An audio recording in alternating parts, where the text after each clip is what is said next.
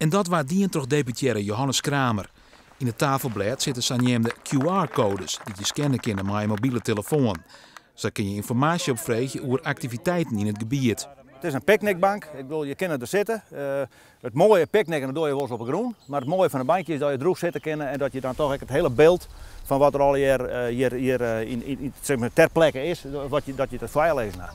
De bankjes binnen onderdeel van een project dat voor extra werkgelegenheid zwaar gemaakt. Ek maar het extra toeristen loeken. Vraag is of dat zo slaagt. Je kan een heel groot pretpark in een landscape zetten en dan ga je ook mensen. Of je zegt van we doen het op een andere manier. En dit is de manier wandelen in het landscape. De prachtige parken die we hier hebben. Dat is toch een heel ander soort publiek wat je komt. En dat publiek dat wil genieten van zijn omjouwing. Onvernielings is tocht. De bankjes binnen hufterproof. Ja. Hij kan wat haar. Hij kan wat haar. Het is kunststof. Het is een kunststofbank wat ik net verrotterd. En dit zijn van die trespaplaten die ik heel stevig ben. Dus dit had een behoorlijke levensduur. De ondernemers binden wie is mij, maar bloeien reëel. Het beroemde gezegd is natuurlijk van als het ergens regent, dan druppelt het ook ergens.